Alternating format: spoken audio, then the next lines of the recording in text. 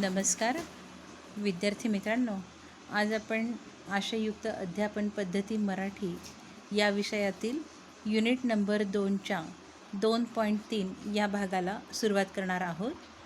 Unit number 2मधला तिसरा जो भाग आहे तो अभ्यासक्रम, पाठ्यक्रम आणि पाठ्यपुस्तक याचा अर्थ आणि स्वरूप असा दिलेला आहे. तर आपण सुरुवातीला या तीनही ज्या संकल्पना आहेत, अभ्यासक्रम, पाठ्यक्रम आणि पाठ्यपुस्तक, त्याचा अर्थ जाणून घेणार आहोत. सुरुवातीला अभ्यासक्रम कशाला म्हणतात किंवा अभ्यासक्रम ही संकल्पना काय आहे ते इथे नमूद केलेलं आहे की अभ्यासक्रम हा मूळ संस्कृत शब्द आहे आणि त्याचे मूळ जे आहे ते अभि अधिक अस असे आहे. याचा अर्थ वापरणे किंवा सराव करणे असा होतो. संपूर्ण शब्दाचा अर्थ जर बघितला तर सराव करण्याची तयारी असणे किंवा सराव करण्यास प्रारंभ करणे असा होतो. हा संस्कृत भाषेनुसार त्याचा अर्थ इथे आपण लक्षात घेतला. इंग्रजी भाषेमध्ये अभ्यासक्रम या शब्दाला करिक्युलम असं म्हणतात आणि या करिक्युलम शब्दाचं जे काही मूळ लॅटिन आहे तर ते क्युरी असं दिलेलं आहे, क्युरी या शब्दामध्ये, आणि याचा अर्थ शर्यतीचा आखीव मार्ग असा होतो. मग या ठिकाणी शर्यतीचा अर्थ विद्यार्थ्यांनी प्रभुत्व संपादन करायचं ज्ञान असं घेतलेलं आहे. मग आता इथे जसं शर्यतीचा आखीव मार्ग म्हटलेला आहे की एका विशिष्ट ट्रॅकमध्येच जो धावपट्टू असं त्याला धावावं लागतं, अगदी त्याप्रमाणेच हा जो काही आपला विद्यार्थी आहे त्याला प्रभुत्व संपादन करण्यासाठी, म्हणजेच ज्ञान, कौशल्य आणि मूल्य ह्या ज्या काही गोष्टी आहेत तर या संपादन करण्यासाठी एका विशिष्ट मार्गाने त्याला दिशा देणं किंवा एका विशिष्ट मार्गात त्याला बांधणं याला अभ्यासक्रम असं म्हटलेलं आहे. एका विशिष्ट दिशेनेच त्याला या सर्व गोष्टींचा विकास किंवा ज्ञान जे आहे तर ते देणं ह्या दृष्टिकोनातून इथे अभ्यासक्रम हा शब्द घेतलेला आहे. यानंतर कॅसवेल हे जे काही तज्ज्ञ होऊन गेलेले आहेत यांच्या दृष्टिकोनातून अभ्यासक्रम म्हणजे नेमकं काय आहे तर इथे म्हटलं आहे, बालके, त्यांचे पालक व शिक्षक यांच्या जीवनात जे जे घडते ते सर्व म्हणजे अभ्यासक्रम होय. आता या ठिकाणी यांनी थोडा विस्तृत असा अर्थ जो आहे तर तो मांडलेला आहे की बालक म्हणजे जे काही आपले विद्यार्थी आहेत ते त्यांचे पालक आणि शिक्षक म्हणजे या तिघांच्याही जीवनामध्ये जे जे घडते ते सर्व म्हणजे अभ्यासक्रम असं इथे यांनी म्हटलेलं आहे. पुढे त्याचं विस्तृत रूप देता येते की विद्यार्थ्याच्या कार्यगत काळात त्याच्याभोवती जे जे असेल त्या सर्वातून अभ्यासक्रम बनविला जातो. वास्तविक पाहता गतिबद्ध परिसर, पर्यावरण व वातावरण म्हणजे अभ्यासक्रम असे अभ्यासक्रमाचे वर्णन करण्यात आले आहे. कॅसवेल यांच्या दृष्टिकोनातून हा अभ्यासक्रमाचा अर्थ या ठिकाणी मांडलेला आहे. याच्यानंतरचं मनरो म्हणून हे जे काही एक तज्ज्ञ झालेले आहेत तर यांच्या दृष्टिकोनातून अभ्यासक्रम म्हणजे नेमकं काय तर इथे दिलेलं आहे की शिक्षणाची जी ध्येय आहे ती ध्येय साध्य करण्यासाठी शाळेमध्ये किंवा शाळेने उपयोगात आणलेला सर्व अनुभवांचा अभ्यासक्रमात समावेश होतो. म्हणजे मग इथे सर्व अनुभवांचा अभ्यासक्रमात समावेश होतो म्हणजे थोडक्यात काय सांगायचं आहे मनरो यांना की जी काही शिक्षणाची ध्येय असतील तर ती साध्य करण्यासाठी जे जे काही अनुभव शाळेमध्ये दिले जातात त्या सर्व शैक्षणिक अनुभवांनाच इथे अभ्यासक्रम असं म्हटलेलं आहे, असं मनरो यांचं म्हणणं आहे. मग आता अभ्यासक्रम म्हणजे नेमकं काय हे तुम्हाला लक्षात आलेलं असेल. तर हा जो काही अभ्यासक्रम आहे तर हा अभ्यासक्रम विशिष्ट स्तरानुसार निश्चित केला जातो. मग आता हे स्तर म्हणजे नेमके कोणते तर आपल्याला माहिती आहे की विद्यार्थी ज्यावेळी शाळेमध्ये पदार्पण करतो तर ती पूर्व प्राथमिकपासून तर साधारण उच्च माध्यमिकपर्यंत या शालेय अभ्यासक्रमाचे काही विशिष्ट स्तर हे निश्चित केलेले आहेत. यामध्ये आपण एकूण 4 स्तर लक्षात घेतो. यातला पहिला स्तर आहे पूर्व प्राथमिक. यामध्ये इयत्ता 1ली ते 4थीचा समावेश होतो. त्यानंतर दुसरा जो आहे तो उच्च प्राथमिक. उच्च प्राथमिकमध्ये इयत्ता 6वी 7वी आणि 8वी या 3 वर्गांचा समावेश होतो. तर माध्यमिक स्तरामध्ये 9वी आणि 10वी या 2 वर्गांचा समावेश होत असतो. आणि उच्च माध्यमिक, तुम्हा सर्वांना माहिती आहे की उच्च माध्यमिक या स्तरामध्ये इयत्ता 11वी आणि 12वी या 2 वर्गांचा समावेश होतो. तसं आता नवीन शैक्षणिक आयोग हा येऊ घातलेला आहे आणि या नवीन शैक्षणिक आयोगामध्ये या स्तरामध्ये बदल झालेला आहे.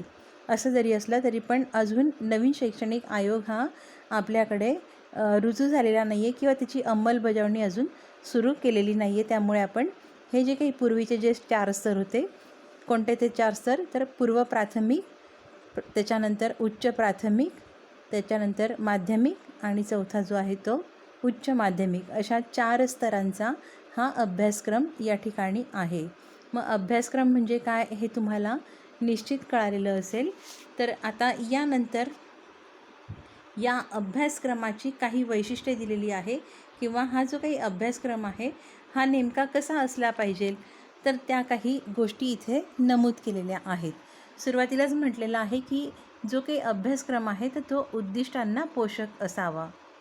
मंडळ यांच्या व्याख्येत आपण बघितलं होतं की हा जो काही अभ्यासक्रम आहे तर हा विशिष्ट शैक्षणिक उद्दिष्ट पूर्ण करण्यासाठीचा असतो.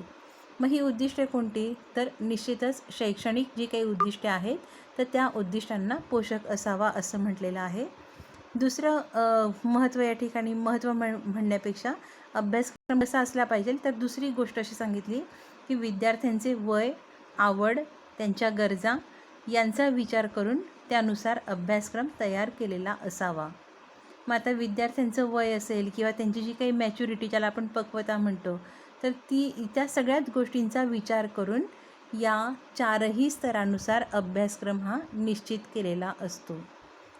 अर्थात हा जो काही अभ्यासक्रम आहे हा अभ्यासक्रम उद्दिष्टांना धरूनच निर्माण झालेला असतो. आणि मग हे जी काही उद्दिष्टे आहेत ही उद्दिष्टे विद्यार्थ्यांच्या वयोगटानुसार निश्चित केलेली असतात. आणि म्हणून आपण पहिल्याच जे काही गोष्ट आहे ती बघितली, पहिल्याच पॉईंटमध्ये लक्षात घेतलं की हा जो काही अभ्यासक्रम आहे तर हा उद्दिष्टांना धरूनच असला पाहिजे. तेच दुसऱ्याच्यामध्ये म्हटलेलं आहे की विद्यार्थ्यांचा वयोगट असेल, त्यांच्या गरजा असतील किंवा त्यांच्या आवडीनिवडी असतील. आणखी आपण त्याच्यामध्ये प्लस करू शकतो की ते विद्यार्थ्यांची जी काही परिपक्वता असेल त्या दृष्टिकोनातनं किंवा आणखी त्यांची बौद्धिक क्षमता आहे, एकंदरीत संपूर्ण मानसशास्त्रीय दृष्टिकोनातनं हा अभ्यासक्रम तयार होणं गरजेचं आहे असं इथे म्हटलं आहे. त्यानंतरचा तिसरा मुद्दा इथे उपस्थित केला आहे तो म्हणजे भाषिक शक्ती आणि कौशल्यांचा विकास करणारा अभ्यासक्रम असावा. आपण मराठी विषयाच्या संदर्भात इथे हा अभ्यासक्रम लक्षात घेतो आहे आणि म्हणूनच इथे काय म्हटलं आहे की मराठीचा अभ्यासक्रम हा कसा असला पाहिजे, तर त्यामधनं भाषिक शक्ती आणि जी काही कौशल्य असतील, अर्थात ही कौशल्य कोणती, तर भाषिक कौशल्ये, तर यांचा विकास करणारा हा अभ्यासक्रम असावा. त्यानंतरचा पुढचा जो काही मुद्दा सांगितला आहे त्यामध्ये अभ्यासक्रम तयार करताना वापरलेली भाषा ही सोपी आणि स्पष्ट असावी. जोही अभ्यासक्रम तयार केला जाणार आहे किंवा जे काही अभ्यासक्रम मंडळ आहे तर त्यांनी ह्या गोष्टी पाळायच्या आहेत की जोही अभ्यासक्रम ते तयार करतील तर त्यासाठी वापरलेली भाषा ही सोपी आणि स्पष्ट असली पाहिजे. त्यानंतर पुढचा खूप महत्त्वाचा मुद्दा या ठिकाणी नमूद केला आहे तो म्हणजे अवांतर वाचन कोणते करायचे किंवा याविषयी स्पष्ट आणि नेमकं मार्गदर्शन असलं पाहिजे. प्रत्येक धड्याखाली दिलेलं असतं की या मुलांनी यासाठी संदर्भ पुस्तक आणखी कोणतं वाचावं किंवा या जो काही धडा दिलेला असेल त्याचा मजकूर त्यांना आणखी कुठल्या पुस्तकात मिळेल. एखादी धडा जो असतो तो प्रवास वर्णनातला असतो किंवा मग एखाद्या नाटकातला असतो, मग तो जो थोडासा उतारा त्यांनी धड्यामध्ये दिलेला असतो तर त्याचं जर जास्तीचं वाचन करायचं असेल ते नेमकं कोणत्या पुस्तकातनं करायचं, तर हे सुद्धा त्या अभ्यासक्रमामध्ये नमूद केलेलं असलं पाहिजे. तर एकंदरीत अशा स्वरूपामध्ये ह्या अभ्यासक्रमाच्या संदर्भात विवेचन हे केलेलं आहे. हे विवेचन आपल्याला आशययुक्त अध्यापन पद्धती मराठी हे जागृती पवार यांचं पुस्तक आहे तर या पुस्तकातनं आपल्याला पाहायला मिळालेलं आहे. यानंतरचं आता आपण अभ्यासक्रमाची संकल्पना तुमचं थोडंसं क्लिअर होत असताना आता आपण पुढे जात आहोत. पुढचा मुद्दा जो आहे तो म्हणजे पाठ्यक्रम. मग आता इथे पाठ्यक्रम म्हणजे नेमकं काय, तर सुरुवातीला इथे दिलं आहे की अभ्यासक्रम ही संपूर्ण योजना, तर पाठ्यक्रम हा त्याचा एक हिस्सा आहे. पुढे म्हटलं आहे की पाठ्यक्रमात शिक्षणाच्या विशिष्ट पातळीवर कोणते शैक्षणिक अनुभव द्यायचे याची तपशीलवारी योजना केलेली असते. तर उदाहरणार्थ दिलं आहे पुढे की एखाद्या इयत्तेचा संपूर्ण पाठ्यक्रम. मग आता इथे एक लक्षात घ्या, पाठ्यक्रम म्हणजे सुरुवातीला त्यांनी काय सांगितलं आहे की अभ्यासक्रमाचा एक हिस्सा. थोडंसं पुन्हा आपण अभ्यासक्रमाकडे जाणार आहोत पाठ्यक्रम समजून घ्यायला. तर आपण अभ्यासक्रमामध्ये एकूण 4 स्तर बघितलेले होते. प्राथमिक स्तर, त्याच्यानंतर उच्च प्राथमिक स्तर, त्यानंतर माध्यमिक आणि उच्च माध्यमिक असे आपण 4 स्तर बघितलेले होते. तर मग या प्राथमिक स्तरामध्ये आपण इयत्ता 1ली ते 4थीचा जे वर्ग होते ते लक्षात घेतले होते. त्याच्यानंतर उच्च प्राथमिकमध्ये इयत्ता 6वी ते 8वी. मग आता जर समजा आपण उच्च प्राथमिक स्तर म्हटला अभ्यासक्रमाचा, तर यामध्ये पाठ्यक्रम हा नेमका एक हिस्सा म्हटलेला. आता यातला एक हिस्सा नेमका कोणता, तर उच्च प्राथमिक स्तरातल्या एकूण इयत्ता 6वी 7वी आणि 8वी हे 4 वर्ग येतात. तर म्हणजे या 4 वर्गांसाठी जो काही विस्तृत असा मजकूर दिलेला आहे किंवा जो पाठ्यक्रम तयार केलेला आहे त्याला आपण पाठ्यक्रम असं म्हणणार आहोत. म्हणजे सर्वात आधी कशाची निर्मिती होते, तर अभ्यासक्रमाची. ही अभ्यासक्रमाची निर्मिती विशिष्ट उद्दिष्टांना धरून ही झालेली असते आणि या अभ्यासक्रमाच्या नुसार पाठ्यक्रमाची निर्मिती झालेली असते. मग अभ्यासक्रम म्हणजे काय, तर तो विशिष्ट स्तरांचा असतो. एकूण 4 स्तर आपण अभ्यासक्रमाचे लक्षात घेतले.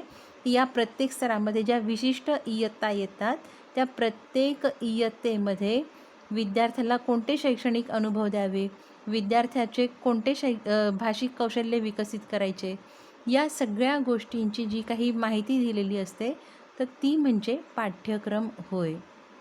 मग इथे उदाहरणार्थ त्यांनी काय सांगितलं की एखाद्या इयत्तेचा पूर्ण अभ्यास. मग आता मराठी विषयाचा आपण पाठ्यक्रम लक्षात घेतो आहे म्हणून उच्च प्राथमिक स्तरामध्ये जर हे 4 वर्ग येतात 6वी 7वी 8वी, तर हे 4ही वर्ग जे आहे तर ते आपण 6 7 आणि 8 3 वर्ग येतात. 4 आपण म्हणतो आहे पण इयत्ता 6वी 7वी आणि 8वी असे हे जे 4 वर्ग येतात.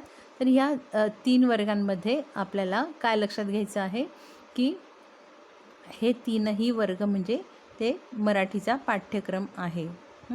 याला इंग्रजीमध्ये आपण सिलॅबस म्हणतो. ही तुम्हाला लवकर किंवा सहज तुम्ही अनेक वर्ष झाले सोबत घेऊन चाललेली संकल्पना आहे सिलॅबस, त्याच्यामुळे तुम्हाला पटकन समजतो. मग मराठीचा सिलॅबस म्हणजे काय, तर विशिष्ट वर्गासाठी आपण जो भाग शिकतो त्याला सिलॅबस किंवा त्याला आपण पाठ्यक्रम असं इथे म्हणणार आहोत. मग पाठ्यक्रम म्हणजे तुम्हाला काय लक्षात आलं, तर एक लक्षात घ्या की हा अभ्यासक्रमाचा एक हिस्सा आहे.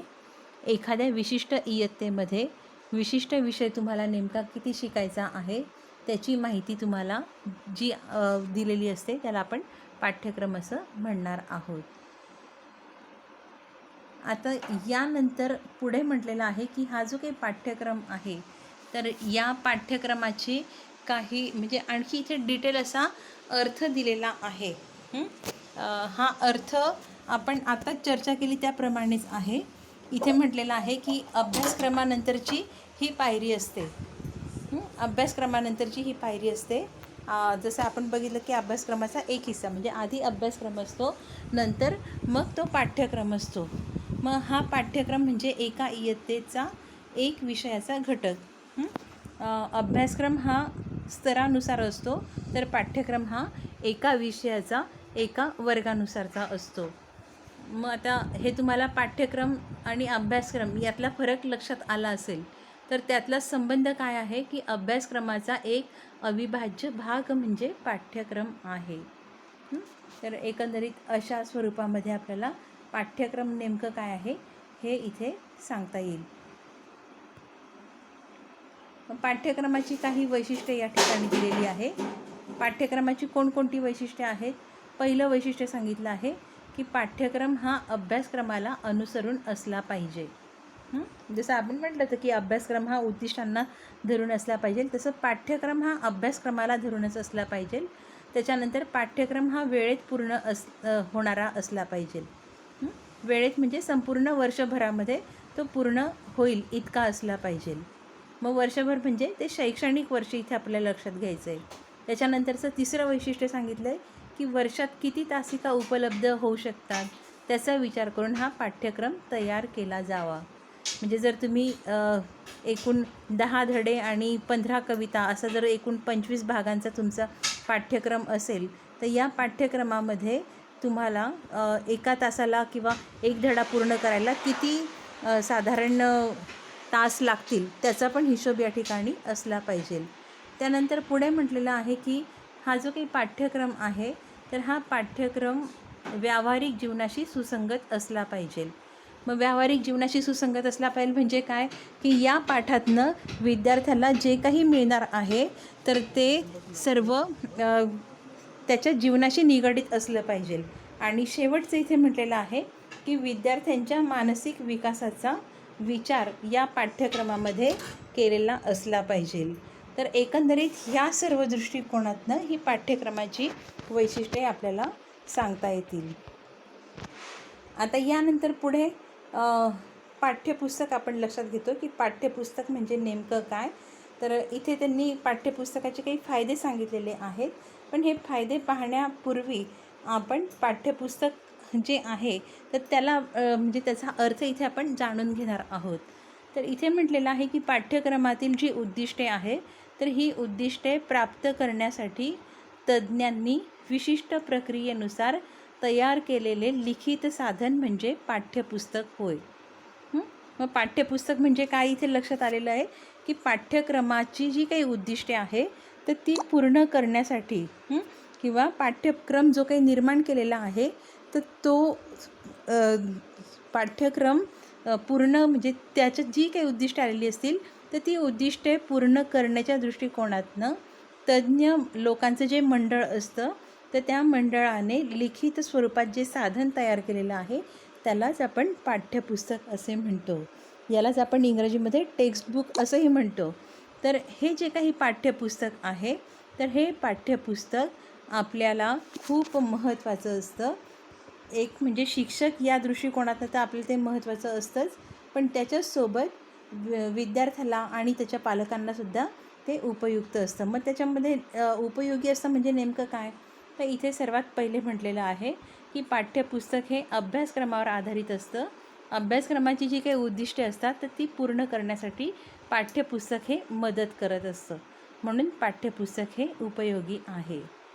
तसं पाहिलं तर शिक्षक आणि अभ्यासक्रम तयार करणारं मंडळ या दोघांमध्ये खूप मोठं अंतर असतं, पण हे अंतर भरून काढणारं एक महत्त्वाचं साधन म्हणजे काय आहे तर पाठ्यपुस्तक आहे.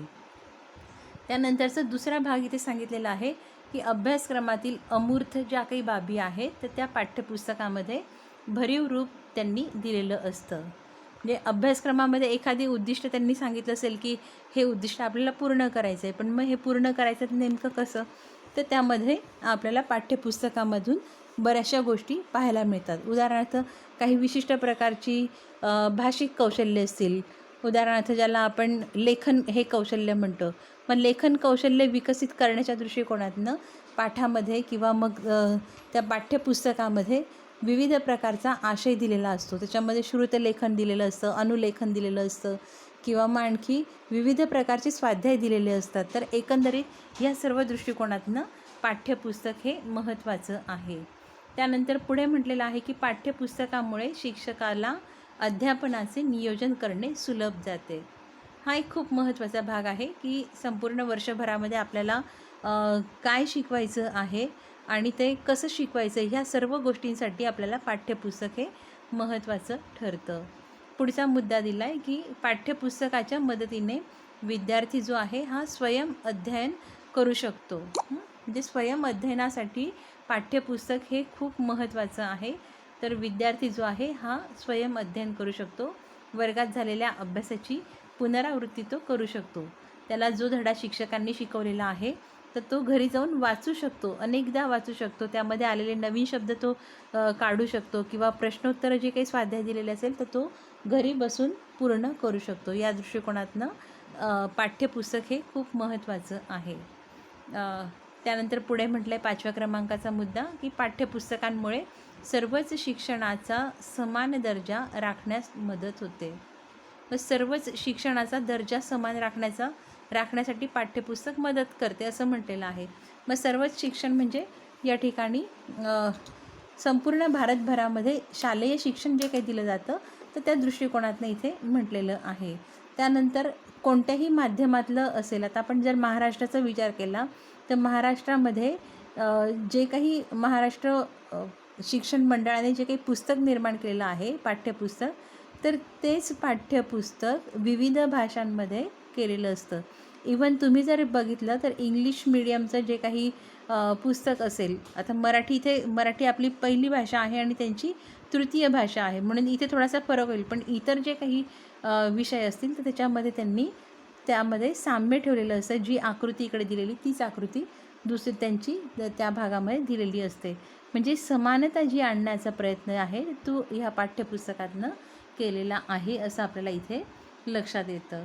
त्यानंतरचा 6वा मुद्दा सांगितला आहे की पाठ्यपुस्तकामुळे अध्यापनास किंवा अध्यापनाची जी काही दिशा आहे तर ती निश्चित करता येते. यामध्ये काय म्हटलं आहे की अध्ययन आणि अध्यापनाची जी दिशा आहे तर ती निश्चित करता येते. शिक्षकाला कळतं ना की आपल्याला नेमकं काय शिकवायचं आहे, किती शिकवायचं आहे किंवा मग कसं शिकवायचं आहे. तर ह्या सगळ्या गोष्टींना एक विशिष्ट दिशा ही केवळ पाठ्यपुस्तकामुळेच कळते. जर एक तुम्ही गृहीत घ्या, थोडंसं कल्पना करा की जर पाठ्यपुस्तक नसतं तर कसं शिकवलं असतं किंवा मग विद्यार्थी हा कसा शिकला असता. आपण म्हणतो की भाषेच्या तासाला प्रत्येक बाकावरती पुस्तक असलंच पाहिजे, इतकं भाषेमध्ये या पुस्तकाचं महत्त्व आहे.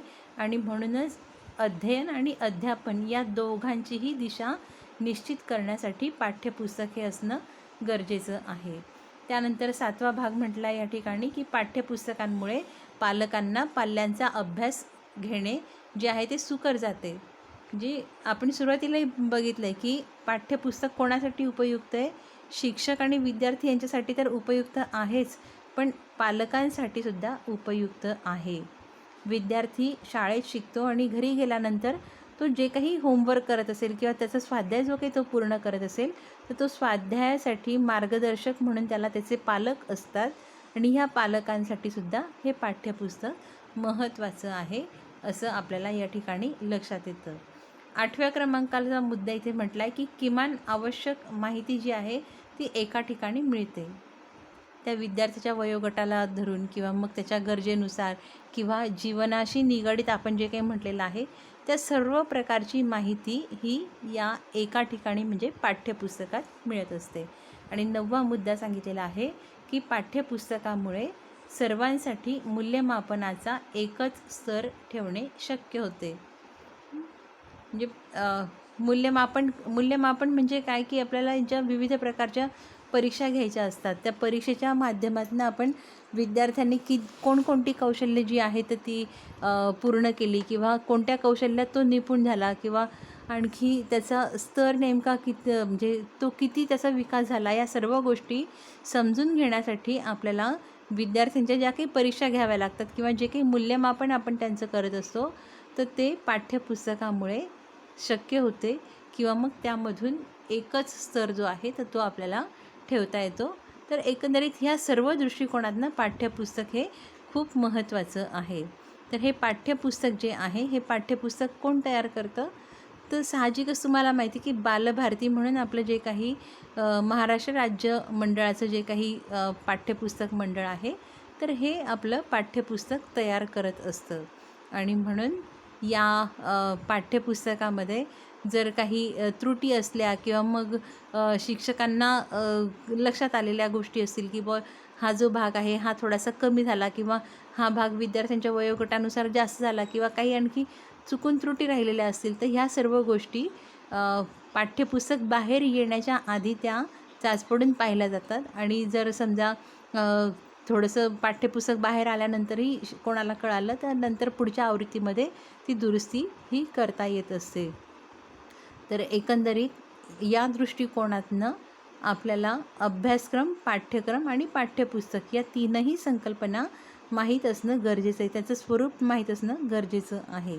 मग पुन्हा एकदा आपण रिमाइंड करूया की आजच्या तासाला आपण काय शिकलो किंवा या व्हिडिओमध्ये आपण काय बघितलं. सुरुवातीला आपण अभ्यासक्रम कशाला म्हणतात हे बघितलं. अभ्यासक्रमाचा आपण व्युत्पत्तीशास्त्रानुसार 2 भाग लक्षात घेतले. यामध्ये संस्कृत भाषा आणि इंग्रजी भाषा या दोघं भाषांच्या दृष्टिकोनातनं अभ्यासक्रम या शब्दाची फोड करून अभ्यासक्रम कशाला म्हणतात. त्यानंतर मनरो आणि आणखी इतर तज्ज्ञांनी जे काही त्यांचं मत मांडलं आहे अभ्यासक्रमाच्या संदर्भात ते बघितलं. अभ्यासक्रम कसा असावा किंवा अभ्यासक्रमाचे स्तर कोणते आहेत हे लक्षात घेतलं. पाठ्यक्रम म्हणजे काय हेही लक्षात घेतलं. अभ्यासक्रमाचा एक हिस्सा म्हणजे पाठ्यक्रम असं आपण बघितलं. पाठ्यक्रम हा कसा असला पाहिजे किंवा त्याची वैशिष्ट्ये कोणती आहे हेही आपण बघितलं. आणि आता पाठ्यपुस्तक हे नेमकं काय आहे किंवा पाठ्यपुस्तकाचा अर्थ आपण सुरुवातीला जाणून घेतला आणि नंतर पाठ्यपुस्तकाचे उपयोग हे नेमके कोणकोणते आहेत या सर्व गोष्टींचा अभ्यास आपण या व्हिडिओमध्ये केलेला आहे.